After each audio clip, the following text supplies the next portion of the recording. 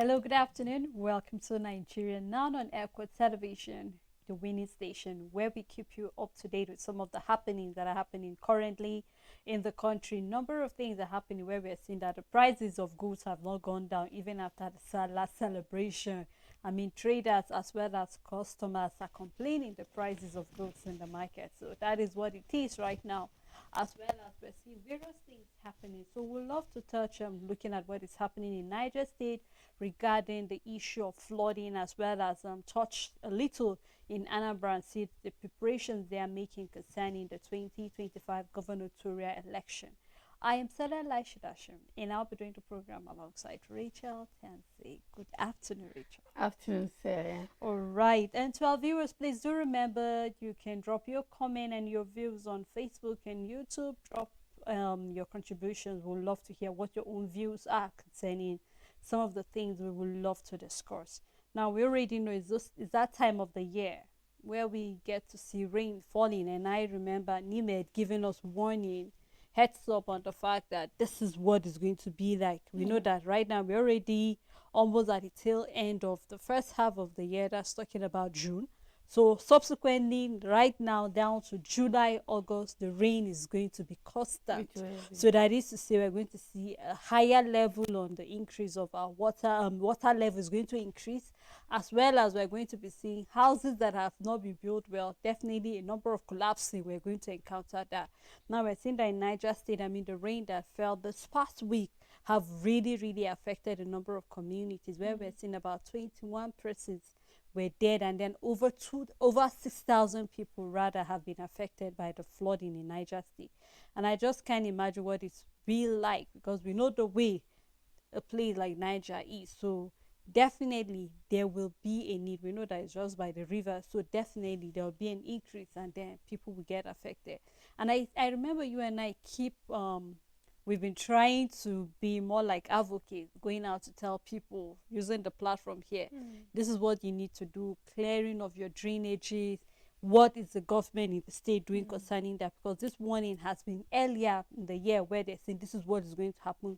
The rain is going to be even more this year, flood is going to be more, so Yeah. people need to prepare. Governors of various states, if you know that some of your indigents that even by the water side, they need to evacuate and go somewhere safe and all of that. But I mean, if you take a look at a picture of what is happening, you know that I mean, this flooding really did a lot of It disaster. did. Some of them have to work. I remember we've seen pictures of what is happening in Lagos State, and then the likes of other places, Abuja, and a number of states. So it's really quite sad. We could see that people are really going through a lot just so they can make it to their place of endeavor. But regardless, you just have to, do what you need to do. But it's quite sad looking at the number of people that had to die. And I don't know why I'm feeling something better would have been done. Maybe we wouldn't have lost those people if Of the course, right thing Sarah. was done Of in the course, first Sarah. place. But it's quite unfortunate. The same Niger State where we saw, I think, was it today, where we saw that the people who were trapped, those miners, are still there in the pit. So, just like I said, I don't think they're still alive as it is presently, because even the rescue team say they can't make it there. But looking at the issue of flooding there, I think something needs to be done, because I know we can't help it. It's the conversation globally, the issue of climate change and all of that. But I'm looking forward to seeing what are some of those steps that the government can take regarding issues like this. I remember when we had those entourage that flew to Dubai spending our money, those who had nothing to do with environment and climate were there, and then I'm yet to see them putting all of those things into practice. Exactly. But that is what it is right now in Niger State regarding the issue of flooding as it is presently. So that what I was going to say is something should have been done, and that wasn't done, and that's why we are where we are now. For me, this is now the level, right, where it has outgrown past what the people could have done for themselves, and now is what the government should have done, and they didn't do it, obviously. Because yes, we gave a lot of advices on clearing your drainage, making a path for the The water. water and all of that. That's what you and I can do. That's what a common man in Niger can do for himself, to just make sure that, you know what, I am creating a waterway according to my own ability. Now, we see them are giving reports and warnings left, right, center. And the question is, did you talk to these people? Did you help them? Because for us to have 21 people dead as a result of this flood in Sele, it was a big flood. To see over 6,000 people displaced or affected, you can imagine the magnitude. We are looking at a community here. We are looking at a community almost more than two, three, four communities. Because if you do the elections, you know that, okay, based on my ward, there's these thousands of people. Based on this unit, there's this. So you can imagine the vast area that was affected, for up to 6,000 people to be affected, and then 21 persons to die. And the question is, what did the government do about it? It just as you made mention, because that was very unique. We had over 500 people going for climate change, and we know that flooding has been one of the climate change. It's a global problem at the moment right now. And then you go and you come back, and what is a year already ever since all of that happened? What have you been able to implement? And this is where I keep saying, why are we not working in Nigeria, Sele? We make it look like a year is 1 month. And why other people are experiencing success, change, drives, left, right, center, things happening within a period of 1 year. In Nigeria, it looks like it's impossible to get something done in 1 year. And we have that narrative. And that is why 4 years later, an administration will go and have nothing to show for it. And then we'll ask for another 4 years. And we'll say, okay, yes, let's give it an 8 years gone. And we really can't put our hands on anything solid or concrete that an administration have done. And this is the same thing. We've been having warnings since the last raining season for 2023 that there will be more flood prone areas.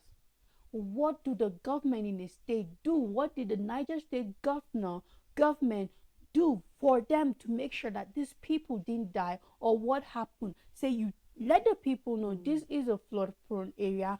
You are in a waterway. You need to evacuate before the rains come. And don't just make them evacuate, you make a way for them to live. It's temporary. Rains don't fall all through the year. It's just, and you know, this year we are having kind of a scanty rain. I'm even surprised to see that some states, because here on the plateau it's like the rain just falls twice a week and we are done till another week. So we are still waiting for that heavy rain, but it's not yet coming. It's not consistent. Apart from the winds that keep blowing up people's roof, it keeps blowing, but it doesn't even come with rain. And then you can see that in other areas it's different. And it means that people are not doing their work.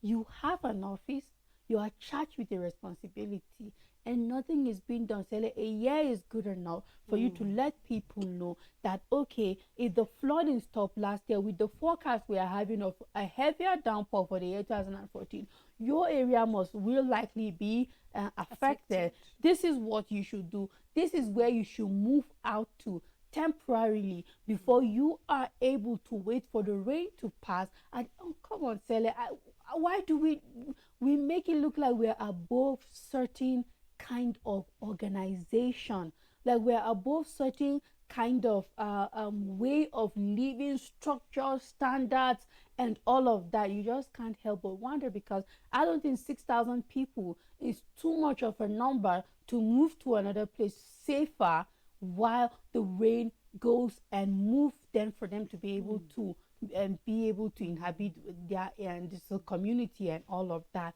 Let's do our work, Sele, in this country, because there are certain things that I believe that we should be and can be above. I mean, there are things that we should have avoided, but you know, while you were talking, Rachel, I didn't want to say this, but I just couldn't help but say the fact that, I mean, what time did they have to prepare when we had more than half of the cabinet in Niger State going for Hajj? Traveling, yes. So what time did they have to prepare for this? And if you had make the right, I mean, provision of everything, I mean, you should know that the people will be safe.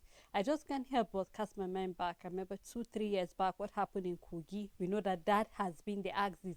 Nothing comes in and out, either from the north or down to the south over there. We know that Kogi is more like the pathway that you just have to pass through. And we know what happened because of flooding. Or are we going to take our mind back to Nasarawa State? What happened to the rice farm over there, where we saw a number of hectares of land were destroyed because of flooding, and then there were certain things that should have been done to have avoid us, getting into that trouble over there. So I'm just hoping, just like you said, we are just quick in making decisions, but then to implement them is very, very difficult for us in this country.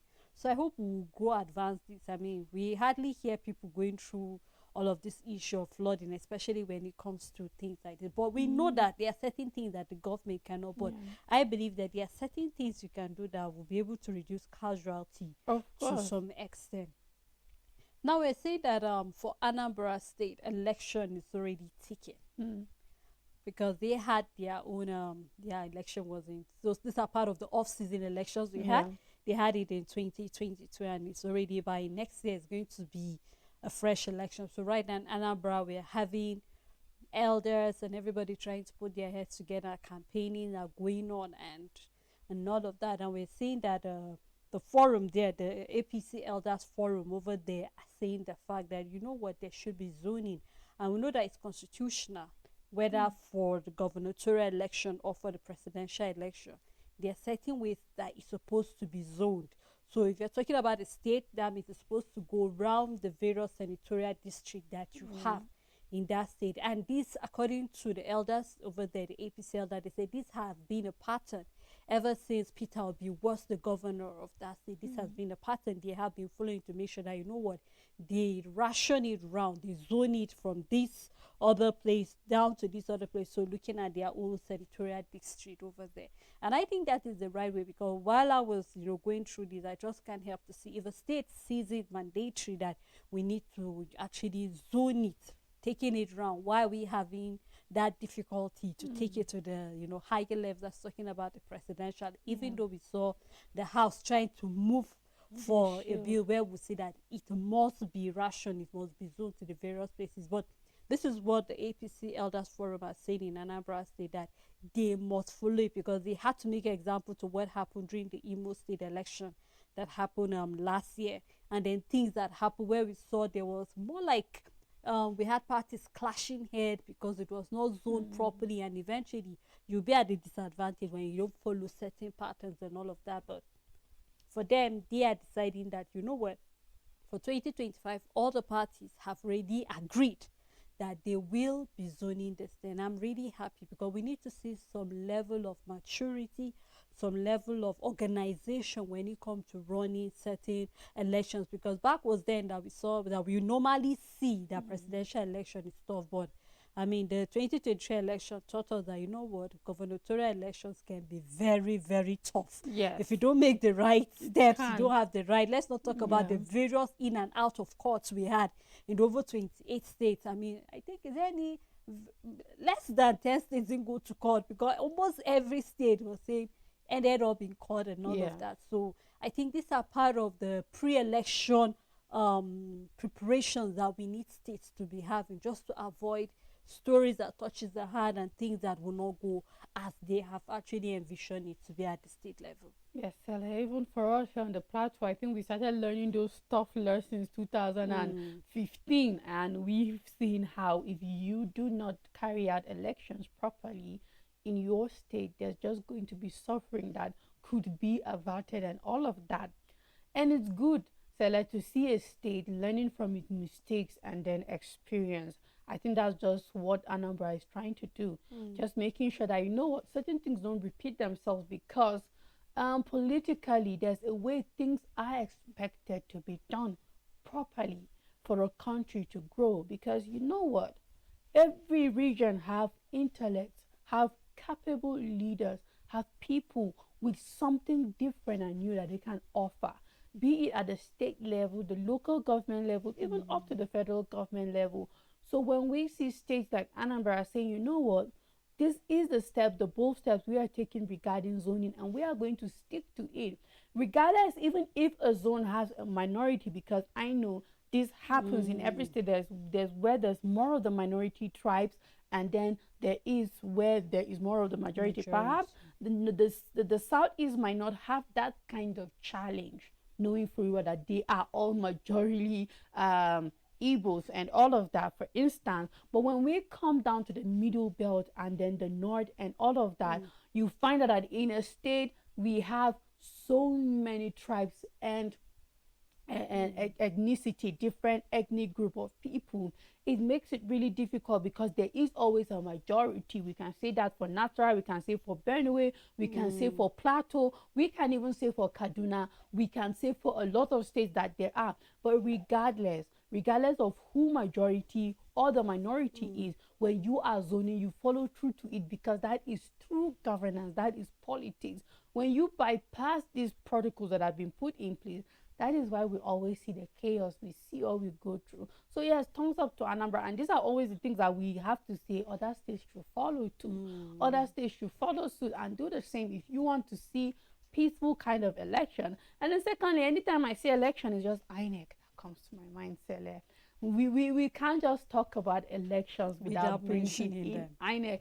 Looking at the ordeal they put us through in 2022, honestly, INEC dealt with Nigerians as far as I'm concerned because they gave room for the go to court saga. And these governors and everybody went to the court because you know what? INEC told them to go to court. And for me, that's failure on the side of INEC. INEC might not admit that or come out to say that, but no. When you are being put as an electoral commission, as an independent body, you are independent. You're supposed to be the beginning and the end when election is taken. As far as election is concerned, you're supposed to be the start and the end, the beginning and the finish, the alpha and the omega, because it begins with you and it stops with you. The moment you bring a cut into it, you are no longer independent. We should take out that independent and just leave you as an electoral commission. Your job is to just conduct election and you go there, just like WAEC, exam coordinators and all of that, and you can just be chosen. You don't have to be in WAEC. You can just come, do the election and leave and be a supervisor. Yes, and go. The exams Thank you, invigilator said that's the word. Maybe we just take out that independent and just let them as elections so that the court and every other body can, carry on where you live. You are independent electoral commission for a reason. It starts and ends with you. You are supposed to make sure that by all means, election doesn't pass your jurisdiction. Pre-election, during election, and post-election. Exactly. So, but then it happened that way. And I hope for Anambra State it's not like that. That in the end of the day, the people there will be able to say INEC upheld their mandates and who they wanted was who was out there for them, and everybody will be able to attest for that. We saw that in some states. The joy from people alone will tell you that, what, this is who the people wanted. Exactly. So yes, let INEC show us that you have improved. You're competent from the past experience we've had.